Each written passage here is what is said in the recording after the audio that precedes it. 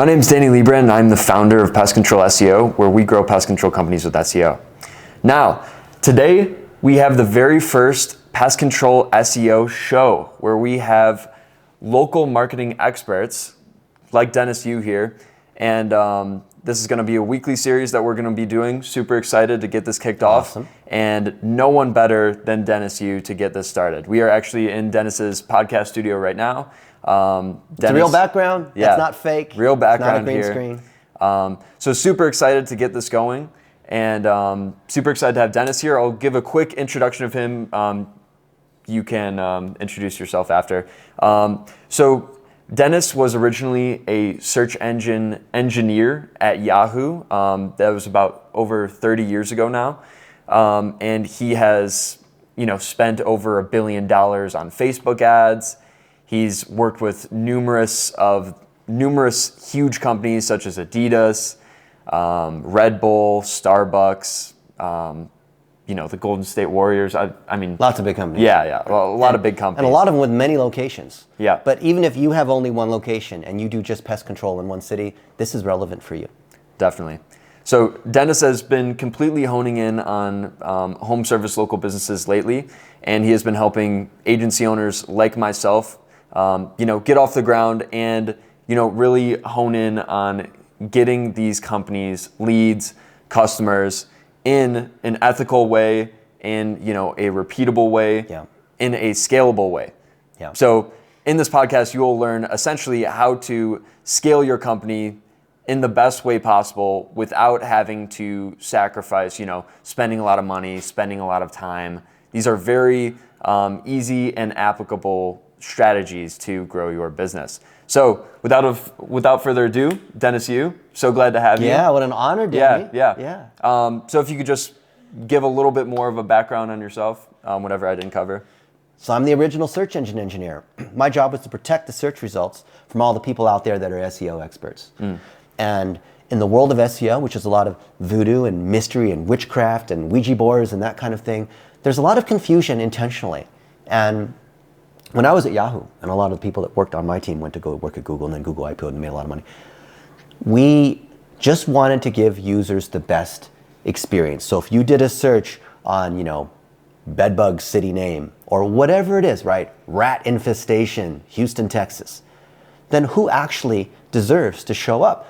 And surprise, the companies that rank, we're looking for companies that actually do a good job.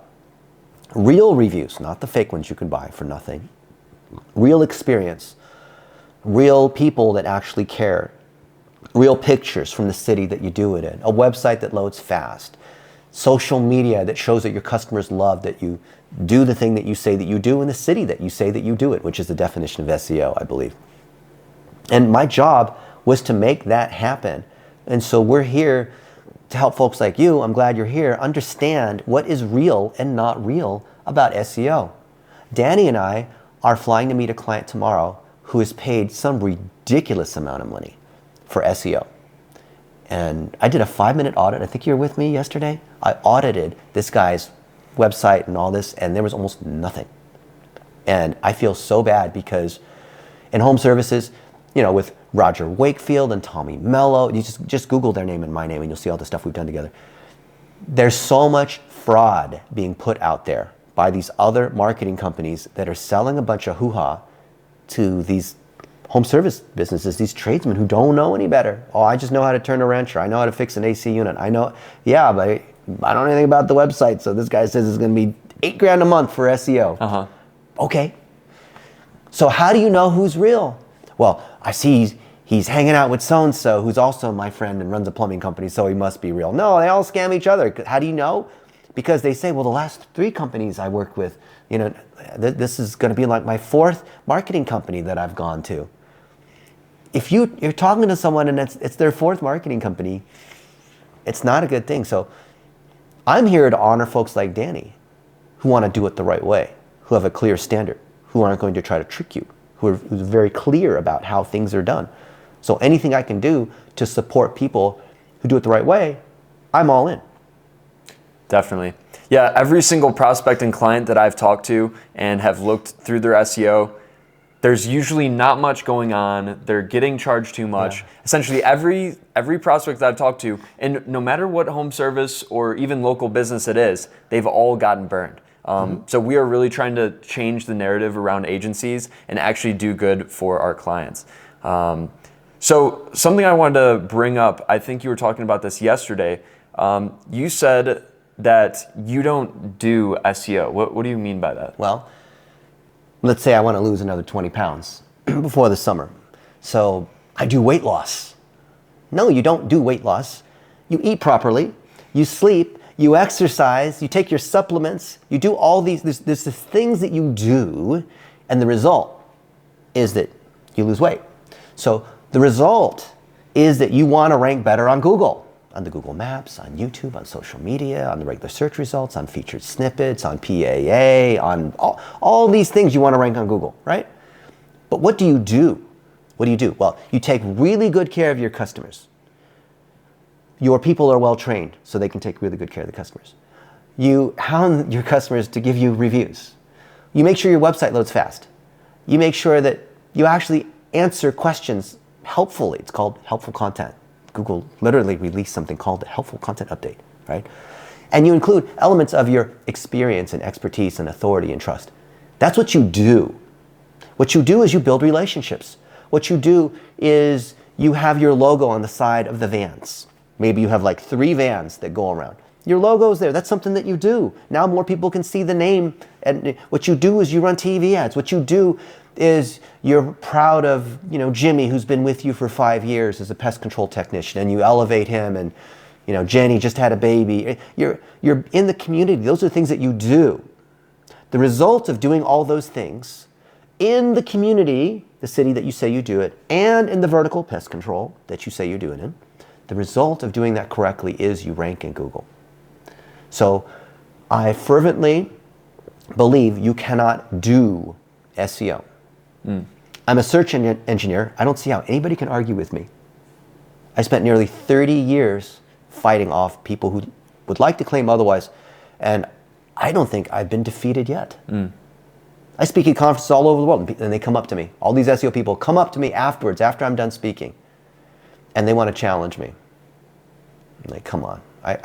Our engineers can see right through the techniques that you're doing triangular linking. Oh, you're doing private link networks. Oh, you're doing cloaking. Oh, you think we don't see that? And we absolutely see all the tricks that you're using.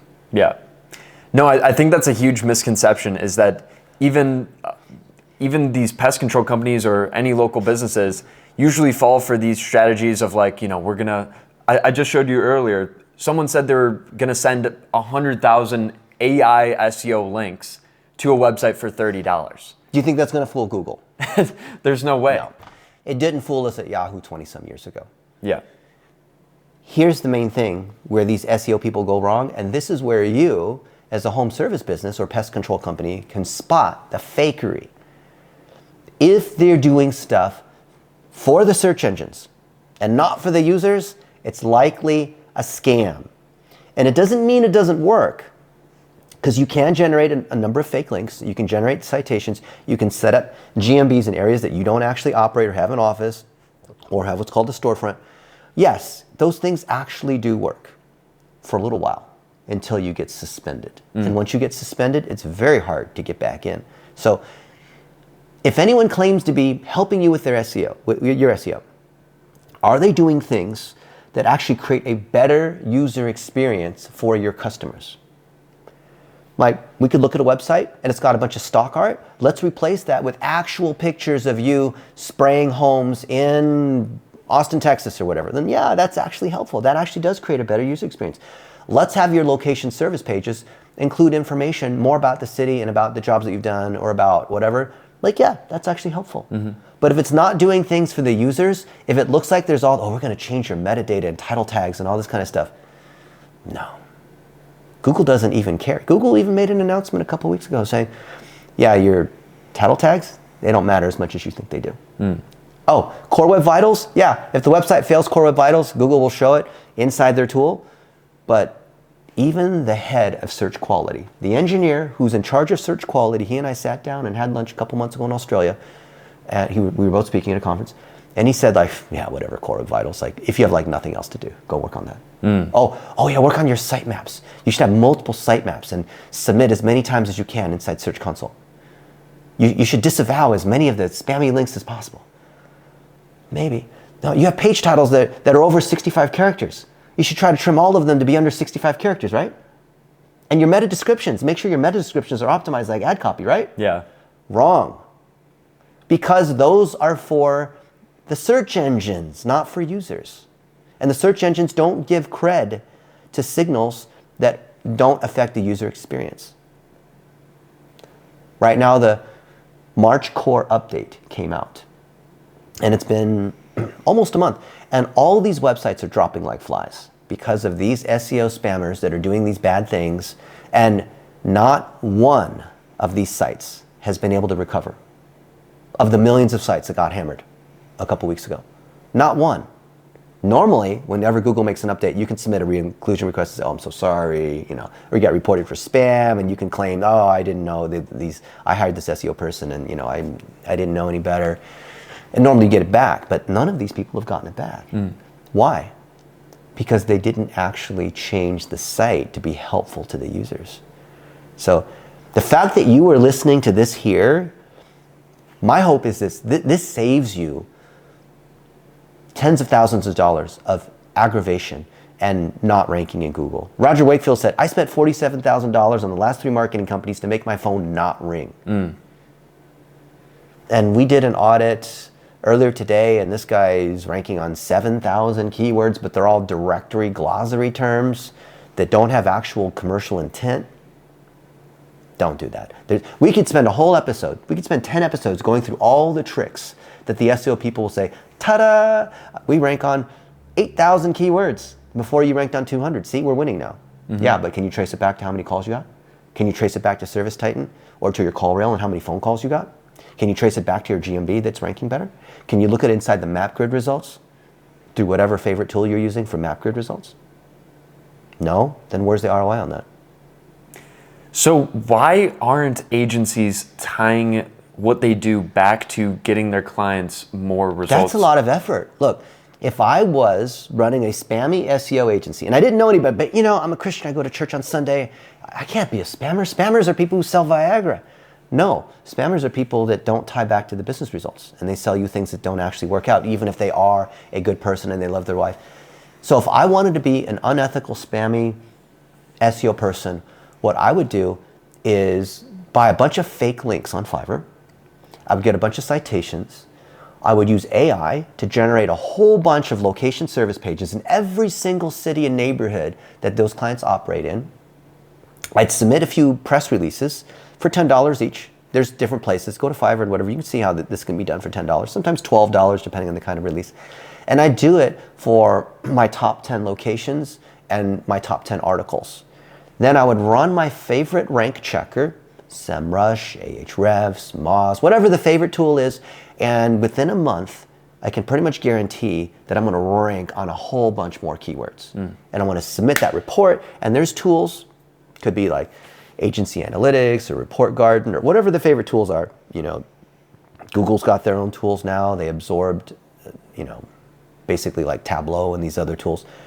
And then the system will send out a report every month in my name. So this is pestcontrolseo.com, and we went from this many to this many more keywords, and we have 300 first page rankings. Before we didn't have as many, and ta-da, right? You can clearly see the line goes up and to the right.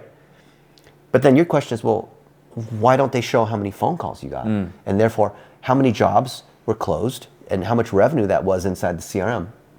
It's because the CRMs are different in every industry. And that's a fair concern. While Service Titan is generally for companies that are above $3 or $4 million in the trades, there are CRMs that are just for pest control. There are CRMs that are just for painting companies. For example, Drip Jobs is the CRM that painting companies like to use. And if you're a concrete coating company, there's another one just for concrete coating because of the way they schedule the jobs and the materials they use and how they quote out things. Renovation companies use another piece of software. Like, there's so many CRMs that you have to tie back to. Plus, the agency would say, but I'm not responsible. See, my thing is just to drive the lead or just to drive the ranking. Now, whether your person answers the phone and the technician that goes out and quotes the job, if they do a good job, whether the client says, yes, I want to do this, whether the job is done properly and there's not a need for a redo where things weren't sprayed properly and now the ants came back, or that's not on me. I'm the marketing agency. So why should you hold me accountable to that? My job's just to make you rank better in Google, right?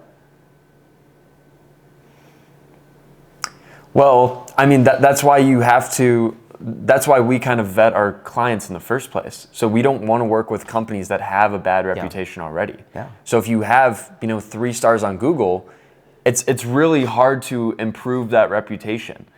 Because you don't improve the reputation through SEO, you improve it through your technicians doing a better job. Here's the cool thing for Danny. The reason why I know that his clients will succeed is not because he's super duper at SEO. I'm assuming he's decent. I'm assuming, I don't think SEO is really all that hard. Here's the thing to understand. For you, and if you're an agency, listen.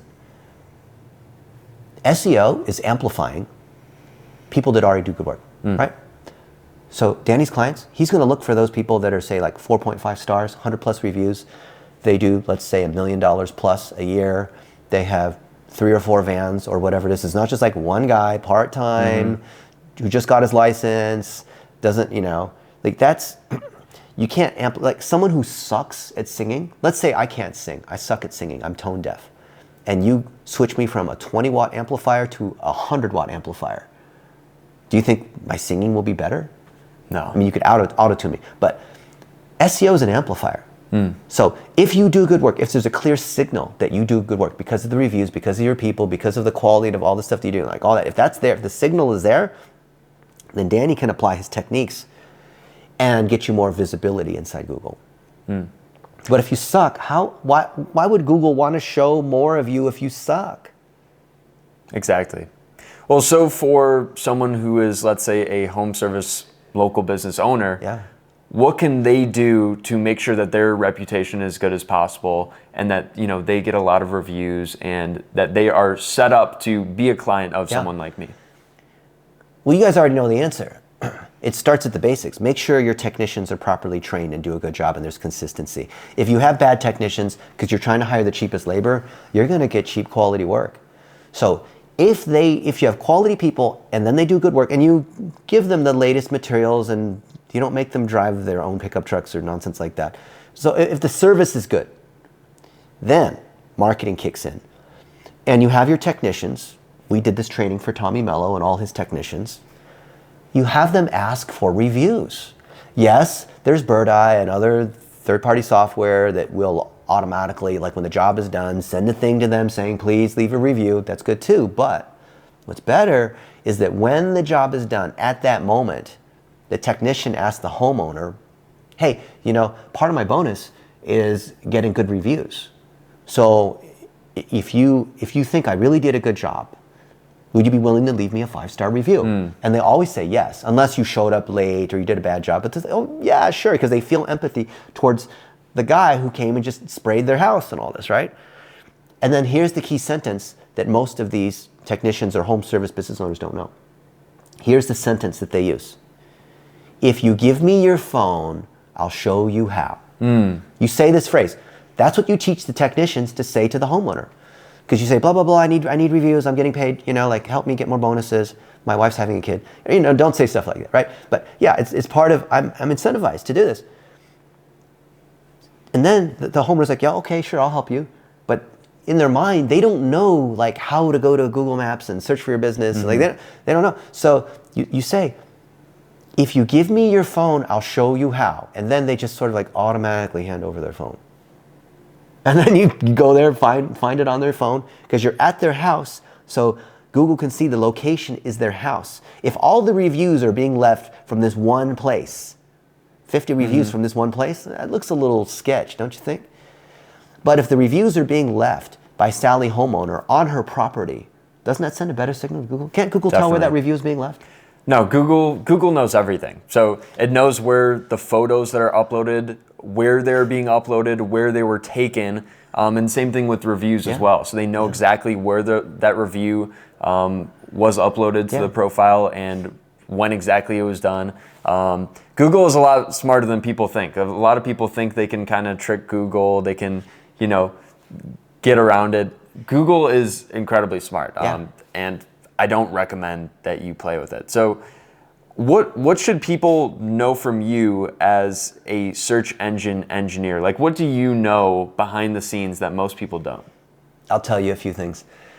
In the world of local, it was super frustrating for us as engineers because there was so little information on the 78 million home businesses, local businesses in the United States. There just wasn't any information on this AC repair place, or on this chiropractor, or this nail salon, or this tree trimming company, or like there was just like no matter what you did, we would crawl through all the social media, we would just look at all the blogs, we would look at everything that we could, and there was almost no information. So if you did a search for, remove dead tree stump, Cleveland, Ohio, service times city name, or tree stump removal near me, or whatever it is, you're doing a local search, pizzeria, whatever, right? Then I would only have a few things to show you. Mm-hmm. And then the big chains would dominate. Yeah. So when we did this for Allstate Insurance dominated because the other insurance agents, they were busy out handing door cards and sponsoring the Little League team, and all those things are great, giving out candy, but there was no online presence. So it wasn't about great SEO or building a website using the latest Elementor theme. It has nothing to do with that. It was that there wasn't even information to begin with. So of the information we had, it wasn't very good. So it's like, okay, this is just what we'll show. Now, in Chicago or Manhattan or LA, it's a different story. Super competitive. But if you think about the level of detail of the queries that are being asked, did you know that 50% of the queries have never been asked or typed in before? Wow. Today, the number of queries that are typed in today, half of them have never been typed in before. Now, when you think about, pizzeria near me, or some kind of like very common thing like Britney Spears concert or something like that, that's super common, right? Weather, city name. Yeah, that's common. But that is the top 10 to 15% of queries. The long tail, meaning like this long list of queries, are these like 6 and 7 term, they're like whole sentences. That's the search. And thus, people that do SEO, they may or may not know this, they may instantly declare victory because they're ranking on literally billions. There's billions of search queries. Actually, there's trillions of websites. So there's trillions of search queries that are possible, right?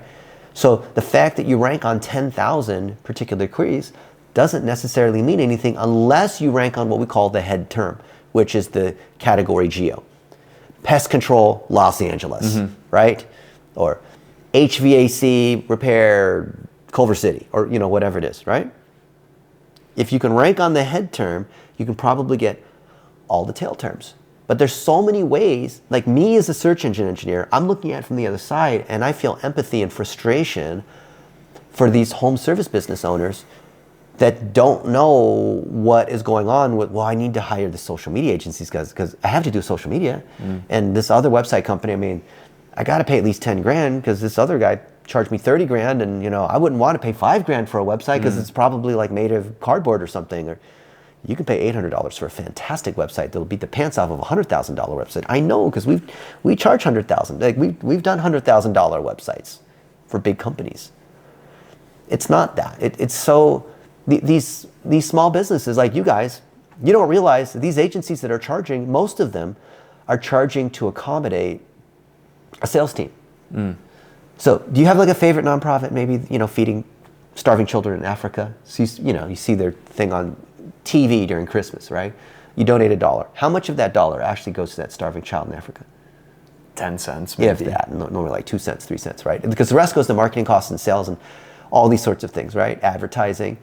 And the same is true with marketing agencies because there's so much nonsense. So if they're cold calling you, if they're you talk to a sales rep or whatever, those people have to be paid. Who's paying for those? The customers who do actually sign up have to pay for all the people who didn't become customers, have to pay for all that overhead in marketing, have to pay for the CEO to fluff their lifestyle or to travel to conferences and sponsor the booth and all that. And you guys understand like that's a normal part of operating a business if you're an agency. But when you see other companies where the owner is spending all their time selling, what does that tell you about what they're not spending time delivering? Okay. So we spend no time selling. We spend all our time delivering. Across all the agencies that we coach, we spend all our time delivering, because when we deliver, that's the best marketing, because these guys, we don't even need to tell them. They tell everyone else. And all the other plumbing and HVAC and landscaping and roofing companies keep coming to us without us doing any marketing. Because our number one focus is taking care of that client, which I know sounds corny, but that's, if you see the agency owner, go look up whoever the agency owner is, that SEO person. If you see all their stuff is just about them and their lifestyle and how much money they make, they're spending all their time talking about how they're spending your money instead of delivering. That money should be going into delivering, hiring good people. It's people. I mean, there's AI tools and all that, but this is a people-driven business, and it will always be a people-driven business. Definitely. A good example that I remember, I think you brought it up on an audit a day or two ago. I think this is really important. It also simplifies what pest control companies and, again, any home service local businesses should be looking for in terms of optimizing what they should be optimizing for. And this applies for agencies as well. So you're essentially talking about, there's a chart and you want to hit the category here and the category here and intersect them and make sure that you get both of those. Could you expand on that? This is going to piss off all the people that think they're SEO experts, okay? So this big grid, you have across the top every single category. So you have painting and roofing and landscaping and pest control and massage therapy and like all the different things that you could do. These are called headings in the yellow page industry, right? Across the top. These are verticals. There's a reason why they're called verticals, right? And horizontally, rows going across, you have all the cities. You have Gulf, Illinois, where Danny's from. You have Chicago, you have Nashville, you have Dallas, you have LA, you have Atlanta, Georgia. You have all these different cities, times, all the different things that you could do. So let's say there's approximately 300 headings, 300 things that you could do, types of businesses, right? And there's approximately 300 major city areas. They're called DMAs, direct marketing areas in the United States. So you have this giant grid that's 300 by 300. Your business, if it's single location, is doing pest control in San Diego, right? So you have a vertical line, pest control, and you have a line across for San Diego. So it creates a cross, right? Now, how does that matter for SEO? Well, the search engine wants to know that you do the thing that you say you do, pest control, in the city that you say you do it, San Diego. So what does that mean?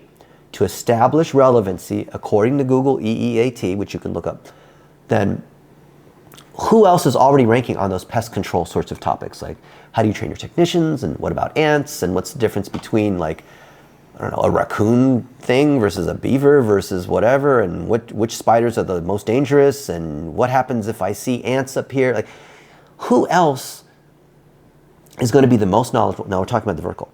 Who else is going to be the most knowledgeable in those topics? Other pest control companies. And what do pest control folks do? Or in any industry, they get together at conferences, don't they? And they share, and they speak, and they publish, and they have dinner with each other, at the pizza place or whatever it is, and they talk shop, right? I was the keynote speaker at the National Funeral Directors Association, which is a room full of 10,000 funeral homes. And they're talking about what's going on in the funeral home industry, which it's kind of fascinating what's going on. But they're all hanging out, talking about, they have multiple tracks. It's a huge convention, and they're just talking about funeral homes. And there's all these other speakers that are talking about different aspects of operating a funeral home and what's going on with cremation and what's the latest thing with people that, these new embalming fluids, and all these things. They're talking about that kind of stuff.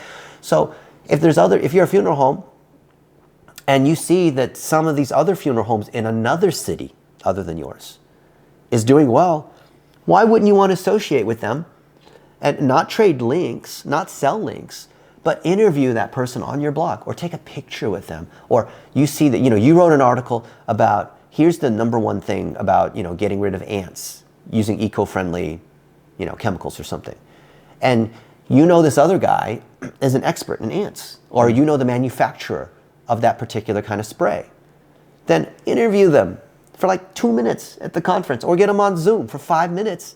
And now you're establishing a link between you and that other person who already ranks. So Google can see neighborhoods. If Google can see that you're hanging out with other pest control owners and your technicians, you're sending through this particular training that all the other pest control people are doing, or whatever it is, they can clearly see you're in this industry. I would network with every other pest control company except for the one that's in your city. Who do you think is best positioned to establish those connections? I would argue it's you and someone who deals just in pest control, because these other clients that Danny has will completely be willing to link to each other in the smart way between their blogs to increase the relevancy on pest control. Then San Diego, okay? So you're in San Diego. There's different parts of San Diego. There's the gas lamp district. There's the parts where there's the San Diego Zoo, and there's Balboa Park, and there's San Diego State, and there's Tijuana. There's all these other parts, these areas. And you living in San Diego, let's just say, you know the neighborhood. You know other businesses. You know the best place to get pizza. You go to this particular church on Sunday. This is the park that you like to go to take your kids on the weekend to go rollerblading because the cement is not all bumpy. Or you know all about the city. And you have relationships with other people and other businesses. And maybe you had a grand opening, or maybe the mayor came one time and cut the ribbon. Then I'd interview these other local business leaders. It's very easy in your city to interview business leaders, city leaders, the leader of the 4-H club, the Rotary, the women's knitting thing, the coach of the men's swimming team. All of these people, when you show to Google, really to humans, that you're associated with other people in that city, and so that's the line across, and vertically other people in your industry, you're establishing this crazy level of relevancy in the thing that you say you do, in the city that you say you do it. That establishes SEO so you can rank on those geo-vertical terms. Pest control, Nashville, Tennessee, right? But if I don't know, if I've got a client in Nashville, Tennessee, and I don't know a thing about Nashville, Tennessee, I have no connections in Nashville or whatever, how likely can I convince Google that I know a little something about Nashville, Tennessee? It's going to be pretty hard. But if that client's in Nashville, and the client's been there for many years, and they grew up in Nashville, and they tell you all about, oh yeah, Amazon built their second headquarters there, and I like to go to the Ground Old Opry, and the red chicken, Nashville hot chicken. That's what we had. Yeah, the Nashville hot chicken. I really like that, and they can show through pictures on their cell phone that they actually do the thing that they say they do in the city. They do it. Then someone like Danny could take that, and his team of VAs or whatnot could take all of that proof where you've built these connections with other pest control companies and other people in that area, in that city, other organizations in that city, then arrange it in the right way that both people and Google will respect. That is the legitimate way to do SEO. Anything outside of that, you're trying to trick Google, and you're going to get busted on that eventually. You can drive 10 miles per hour over the speed limit, probably, but at some point you're going to get a ticket, right? Definitely. Yeah, I think overall that's a very common misconception people have, is that, I need to be ranking on these keywords or, this or that. Really, all you should be pushing for is relevance. And again, like you said, it is topical and geographical. So you want other pest control websites, so that could be pest control blogs, that could be other pest control companies, linking back to your site, and then you're linking to them. And then same thing with your geographical area. So you just said this, but I'm just reiterating that I'm sure you have business friends around your area that have websites that can link to you. So establish... And you work with them. Yeah, exactly. So maybe you're the pest control company, but you also have a favorite realtor. You have a favorite general contractor. You have these other home service businesses that you work with, like a carpet repair guy. Someone who does the driveways. And then you might interview them. They might interview you. Guess what? Now you've linked to them and they've linked to you, and that's a legitimate link. That's not a bot sold link off of one of these link exchange places. Yeah. And I think really the key of this strategy and what we are optimizing for is longevity, essentially. Where a lot of these agencies, a lot of people are now using AI, and it's all like, I will, write 100 blogs for you, and I will, get, again, like 100,000 backlinks, like all this ridiculous stuff. Is that going to last? No, exactly. That's what I'm saying. So when do you think will be the time? Well, I mean, Google has already cracked down, but when will that be completely obsolete, and this is really the only way to do it? I'm pretty sure it's going to happen within a year. Why? As a search engine engineer, I saw a little something that almost no one in the industry noticed. Do you know how many quality raters there are that work for Google? Now, quality raters are people that are manually looking at search results and going against the 170-page search quality raters guideline. You could literally Google it. Google publishes it. There's a whole set of guidelines on what is legit and what is not legit. And Google has a bunch of people that literally go through the top web pages on the internet, scoring them. Do you know how many of them they have? No idea. These are full-time workers. Just take a guess. Take a number. Pick a number. 1,000? 30,000. So I know Google pretends to be like it's all automated or whatever, but what those are called is manual actions. People are, when your stuff gets thrown out of the index, and it'll show manual penalties and whatnot. Inside your Google Search Console, if you log in, it'll show if you have a penalty, right? Like, that's why you should always claim your Search Console and tie it in with all this digital plumbing, like all your data together. We have a whole thing on that. So 30,000 of these folks. And it's been going on for quite some time. But Google makes enough money, they can afford to hire this many people.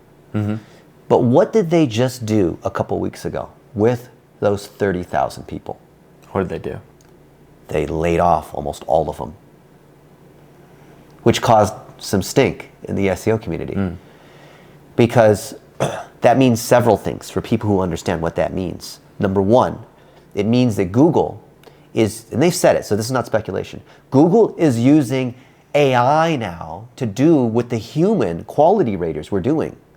Do you think that the AI, which is Gemini's Google, their thing of their version of ChatGPT, do you think Gemini, which has a context window of 1 million tokens, 1.5 Pro has 1 million, which easily holds the 170-page quality raters guideline. That 170 pages is like 75,000 tokens, maybe? I don't know, 100,000 tokens? Wait, can you expand on that? What are tokens? So when you type something in to ChatGPT or Anthropic or Gemini or whatever, you type in a sentence of like 10 words, that might be like 12 tokens. Okay. Right? And when it comes back and gives you a result, maybe it's like 200 words. You notice like the length of the result is almost always about the same, no matter what you ask it? Yeah. Because it costs more tokens. The processing of an LLM, a large language model, is based on the number of tokens. So there's input and there's output. I don't want to get too technical, but the point is 200 tokens, and the cost of the token might be like half a penny. Costs, well, it's not half a penny, it's a lot less than that, but it might cost, on average, it costs them like a nickel every time they respond. So we went hiking earlier today. Every time it had to give us an answer, it cost them about a nickel to process that. So now Google is able to use the AI to do a better job looking at these different websites than the humans could. They've been waiting for this day. Got rid of all those people. Now the AI is doing it. And because the AI can do more work than those 30,000 humans, the manual penalties and actions are occurring faster. And that's why all these SEO people are like, the rats are scurrying everywhere, because it's like, imagine if the IRS had only 10 agents and all these people are filing their tax returns, and you knew that there are only 10 IRS agents. Well, everyone would cheat on their tax returns because they'd be like, they're never going to catch me. They only have 10 agents to try to enforce all of America. But what if there were, I don't know how many there are, like maybe 70,000 agents? You could Google it and find out. But then it's like, oh, there's 70,000 of these agents. I probably don't want to get audited because there's a good chance they could actually have the bandwidth to police this thing. But then I saw some notes from the IRS and the FBI and these other folks that they're using AI to catch people who are filing according to certain patterns. And now they can catch you. It's like they have 1 million agents. So the penalty for misbehaving is higher on Google because the AI will catch you. And this is something these other people disagree with, but I in closed door meetings with engineers at Google a couple months ago.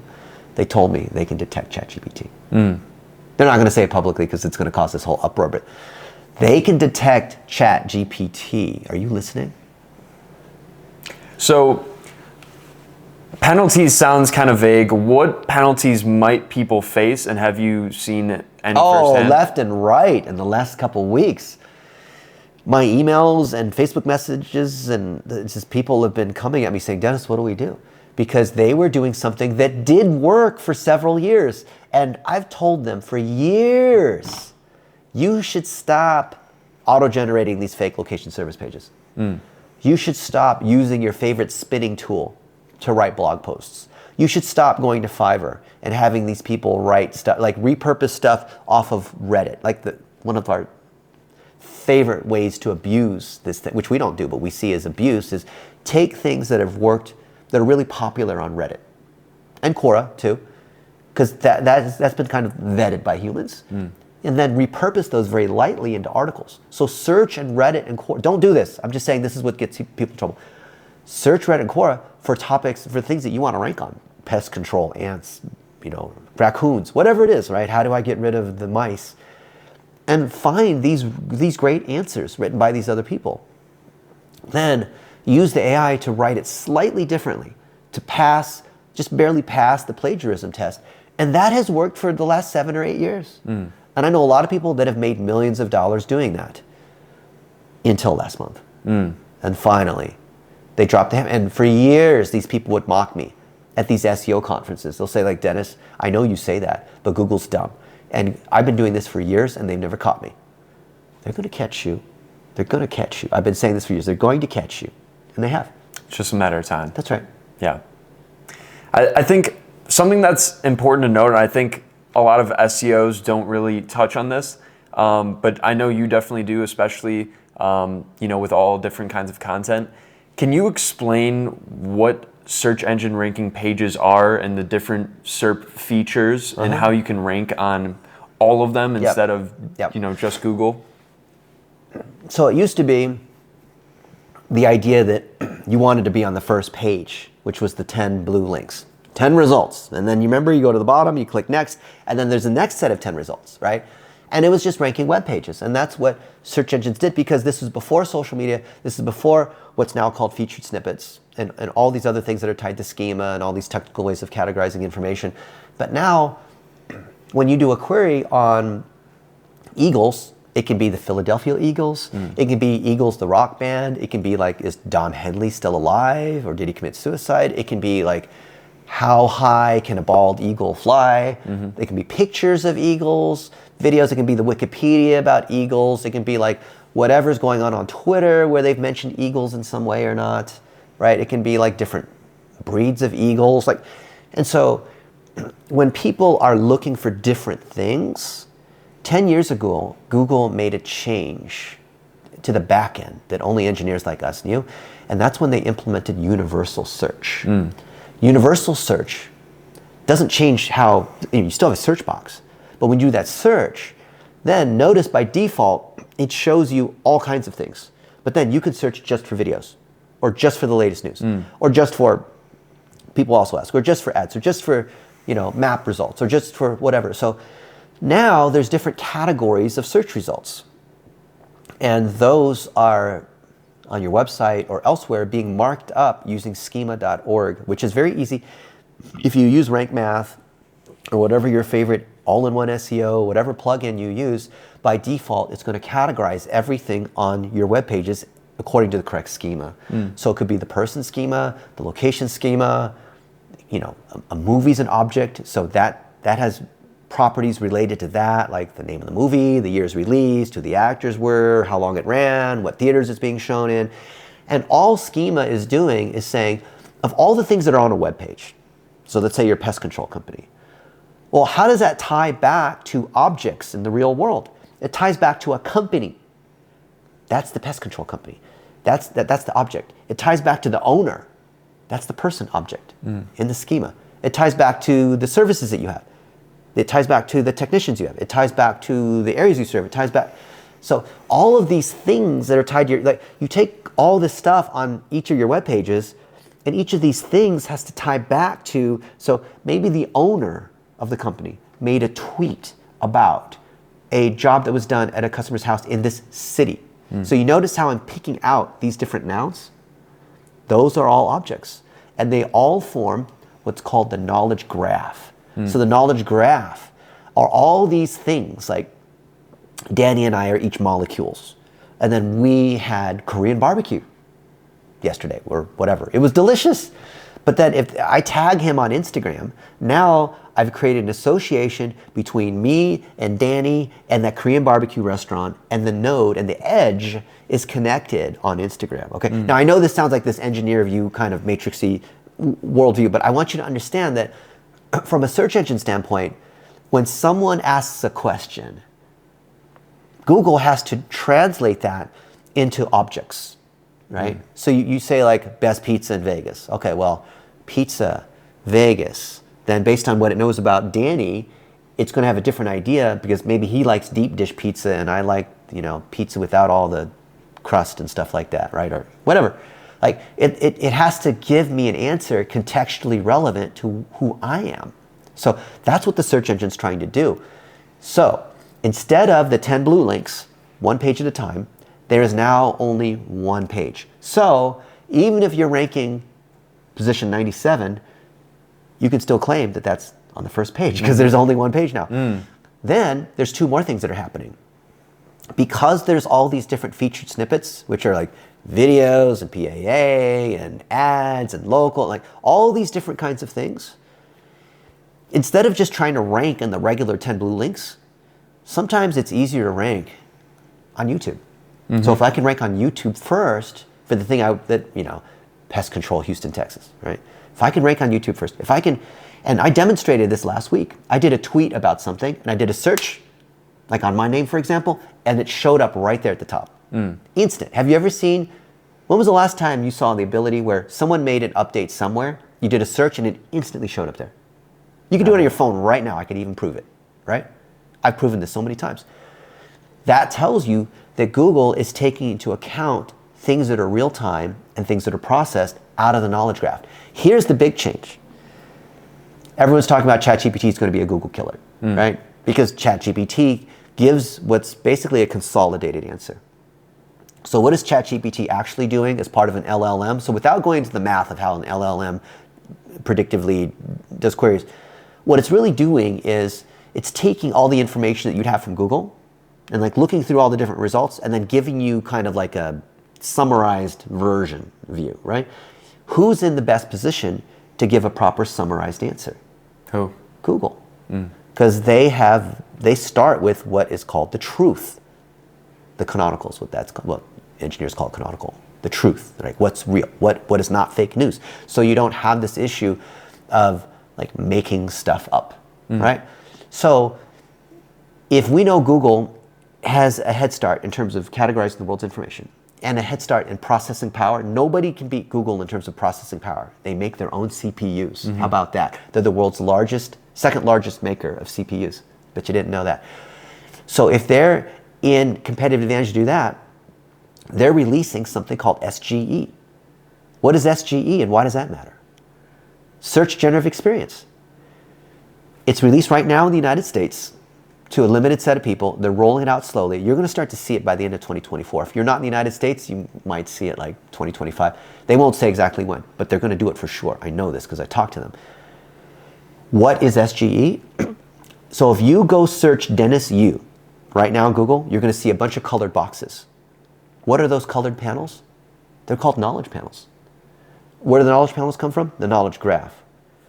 But if I see like all this stuff, Dennis is 49 and he's written this book and like there's all these like blocks of colored things about information about me, then what's position 1, 2, or 3? Like how do you determine what position? You can't, it's not like 1, 2, 3, 4, 5. There's no positioning anymore, right?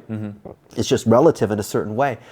So those things you see with the knowledge panel, which right now is showing up mainly on people and companies, is going to apply to any object.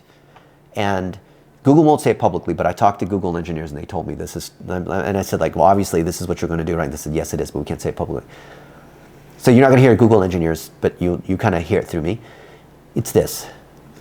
If you know that SGE, Search Generative Experiences, are rolling out, where there's all these colored boxes, and Google's trying to, this is their answer to ChatGPT, and Google's rolling out a comprehensive answer, their ChatGPT version, so they're giving you one answer, then they're not showing you 10 blue links anymore. Then, ironically, then people say, yeah, but, well, then why do I need to do my stuff on the website anymore? Because Google's just pulling stuff from my website, so it doesn't matter what happens. No, if you don't put it on the website, Google doesn't have a chance to pre-cache and crawl and index all those items. So what you do is, if you realize that within a year, search is going to move to dynamic knowledge panels, where everything that shows up in search, and all these SEO people are being caught off guard. A few of the people that are really smart, like my friends who run search at Bing, which is Microsoft's, and some other engineers at Google, and some other folks I know who are also search engine engineers but have left to start consulting companies, they all know that this is coming. Like, we all know this, right? But these people that have gotten fat and lazy by cheating Google, doing spammy things, they don't realize this is coming because it's worked for the last 20 years. But this is the year that it doesn't work. And they think like we're crying wolf. No, you already saw what happened in the last 3 weeks, right? So if you follow what Danny and I are talking about, as Google makes the shift to SGE, you will not be wiped out because you will show up in the knowledge graph. How do you show up in the knowledge graph?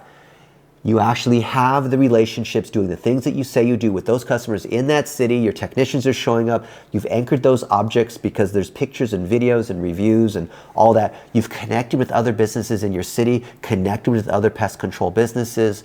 So when all these other guys get wiped out, all the objects that you have are already tied to Google's knowledge graph. Yeah. And you're already way ahead of these other idiots.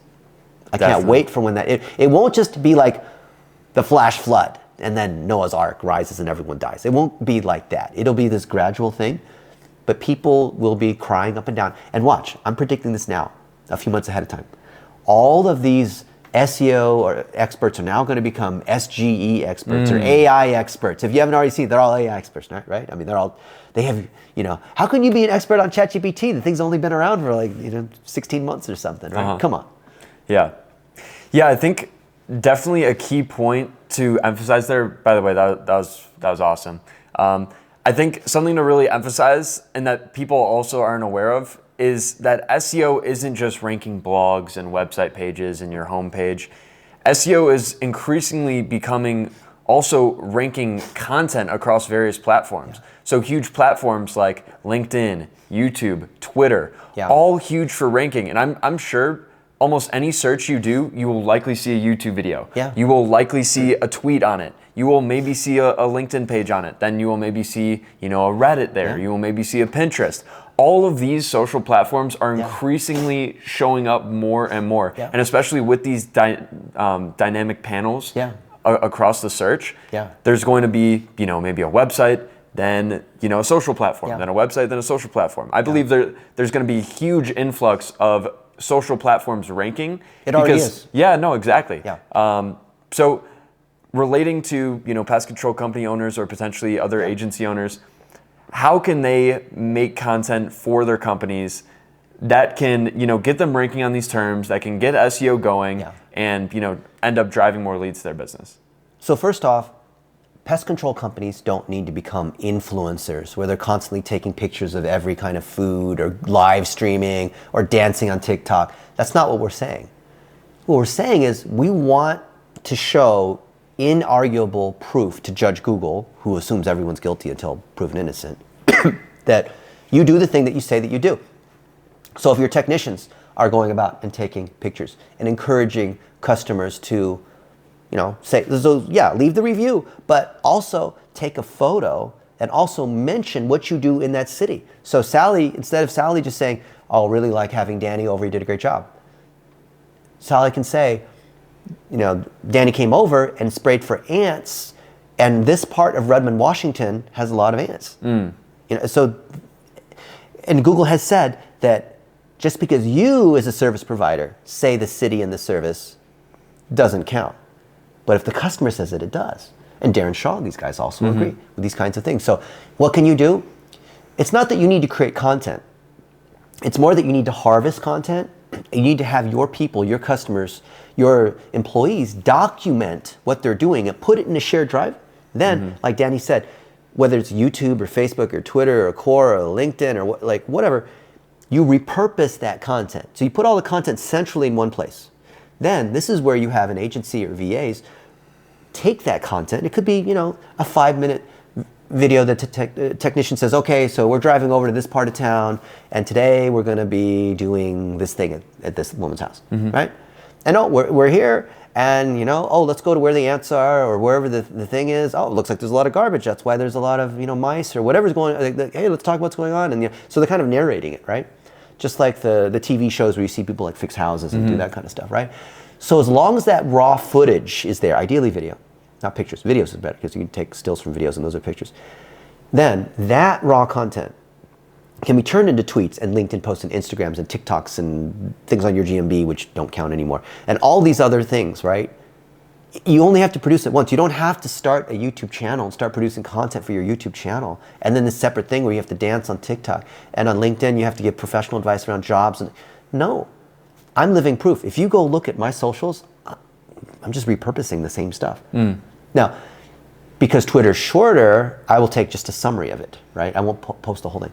Or I'll post a longer video to YouTube, but one of our VAs will just take like the highlights out of a long podcast like this one and just take the highlights and put that into Facebook or put that into like whatever the channel is. But we're formatting it slightly differently, but it's the same content, but formatted slightly differently, right? And then that shows an overwhelming corroborative signal to Google. I didn't invent that term. It was Jason Barnard, who's the brand SERP guy. I've been on his podcast multiple times. He has said, he's probably the best known person to talk about knowledge panels, that when Google sees that what's being said about who you are on LinkedIn and Twitter and your GMB and your website and customers and other people in your city, like all of that is reinforcing the same thing about who you are and what you do. And Google sees that and says, okay, I have trust that Danny does SEO for pest control companies. Not because Danny's trying to trick them. It's actually, here's the thing, it's less about trying to trick Google, or I'm assuming Google is just like, I need to like do all these crazy things. No, I'm just trying to train Google because Google's getting confused because I see different signals. If I see the entre bro who's hustling and doing Lamborghinis, but is doing pest control, but is also doing this other thing, then it's like, well, wait, which one's Danny? Which one's his company? Then Google's lost track of like which objects are which. I need to know this Danny Leibrandt is associated with all these other schema objects. Yeah, I feel like there's too much hate around repurposing when really that's exactly what you should be doing. Yeah. And Google absolutely loves it. Unless you're a creator and you're trying to monetize as a YouTube, like you're making money by having millions of views. If you're an actual business owner and you make money off of your services, repurpose all day. All day. So across, all the 7 main social platforms, across your blog, across your Google business profile, every single place on the internet, because why not? You already have the picture or video, just upload it. It takes, an extra minute or so. And then there's even software that you can, automate all of that. And so the people that create content for a living, they're a little bit biased because they think you should create content for a living. I would never want to make it as a content creator. Here's something. You might look at me and say, well, Dennis, you're creating so much content. Every day I see you're like in another city and all this and that. You know what? My most popular content was from over 10 years ago, but it's being repurposed. Why? Because when I'm talking about what it's like working with clients or helping young adults start their agencies, it's the same thing. The principles are the same. They haven't changed. The tools changed a little bit, but where you're, spraying or you're like setting rat traps or whatever. I mean, have the rat traps really changed in the last 10 years? No, the same story of Sally and she's got spiders here, the wasp nest or whatever, like that, those stories are always the same. So you can retell, repost, repurpose that same content over and over again. Unless like something drastically has changed in the world of pest control, where now these AI robots are able to do pest control and you don't need any humans, okay, then I'm worried. But I don't think that's happening anytime soon. Definitely. Well, I'd like to touch on this because this is like your whole thing of dollar a day. I'd like you to first explain what dollar a day is and how it ties into the content that we were just talking about. Dollar a day is taking something that's good. It's not an advertisement. You did a good job. You're saying thank you. You're demonstrating your expertise. And you're putting $1 to allow Facebook, YouTube, Twitter, whoever, to kind of test it. It's a testing strategy to see, like, does that piece of content work? So if you wanted to make a free throw shot, and let's say you sucked at free throws, because tall people usually suck at free throws, and you probably wouldn't want to take just one free throw shot. If you wanted to make at least one to win the money or whatever, you probably want to take 10 free throw shots, and you're going to make at least one of them, even with the blindfold on, right? So if we test out 10 pieces of content, we're likely to have one of them work. And how do we know if it works? If the engagement rate is at least 10%. On every platform we've seen, for some reason, we can go to the math on like why 10%, but just trust me, 10%.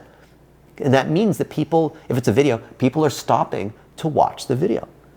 And when the algorithm sees this, and you see the engagement's high, you could probably put $2 a day against it. I've spent $1 million a day against certain pieces of content for like Rosetta Stone or these big companies that have the money. I've done that. That's how I've spent $1 billion. $1 a day at a time, and then find a winner, and then boom, I'll put $10,000 a day against it. Not for a single local business. For a Starbucks or for an Ashley Furniture or for a national company, they don't have a problem with me spending $100 grand a day as long as it drives the results. But I don't want to take the risk, so I'm testing a bunch of stuff for $1 a day. So think of all the different things that you could do as a pest control company. Let's say, you're talking about Randy, the technician, or you're talking about your favorite places to go inside this city. You're talking about bugs. And they all look like great ideas. But even if you've been doing pest control for 30 years, do you know which of these pieces of content is going to resonate the best, or drive the most leads, or make the phone ring? No. So you test each of them for $1 a day, 7 days. So you're spending $7 per piece of content. And when you find that winner, then it gives you the signal. It's just a testing strategy, right? So like what we talked about before with putting out content, repurposing it to multiple places, to send Google a corroborating signal that we actually do the thing we say we do, and Google sees it on your LinkedIn, Twitter, and YouTube and website. Like, they see it, like, oh yeah, these guys do pest control in Houston, Texas, right? When you do $1 a day against that furthers the signal. Why? Because Google's looking at the click behavior. I verified this with some Google engineers too. I think I might even have it on video. Like, I recorded it like surreptitiously just so I could have it for myself to know that I actually got them to agree to this thing. Yeah, I have it on video. And when Google sees that people are actually engaging on your content, on your site, on YouTube, which is owned by Google, other places, they're actually engaging. Not just you just sent a bunch of like traffic from Vietnam. No, it's like actually helpful, right? That improves the search signal. It is the #1 search signal. It is ahead of links. It is ahead of fast loading sites. No, and exactly. That will also get it ranking better on Google. So using ads will not hurt you. If you run Facebook ads to get people to your website, and that shows Google that there are more people on your website having a good experience because they're learning about rats and bugs and moths and whatever it is, that will help you, even if the traffic came from paid sources. Google says it doesn't matter, because what they care about is the user actually getting their question answered. Now, if you send traffic that sucks because you hire some crappy ad agency, and that person leaves the website immediately, which is called a bounce, and they immediately go back to the search and try to click on something else, that'll actually hurt you. So I'm not saying ads will always help you. If the ads are relevant and helpful and people actually engage on your videos and your social posts and all that, then it will help you. Awesome. But it can hurt you just as bad. Well, I mean, that was a lot there. I hope you guys found this valuable. I think that was, action-packed. I really appreciate it, Dennis. Do you have anything else to add? A lot of home service businesses, they don't know who to trust. And so they just choose whoever looks good or sounds good or whoever their friend chose, or they're just like, fine, I'll just be resigned to the fact that I'm just going to keep going through marketing companies because I need to hire some marketing company. I'd encourage you to own your own marketing. When I say own your own marketing, I mean understand the stats. Understand how to hold your internal people or your agency, whatever, accountable. So you could drive a car. You don't have to be a technician, but you can still understand what the check engine lights mean. You can understand, like, this thing says your fuel is low, or the oil temperature is too high. Like, you should be able to understand those things without having to be a mechanic.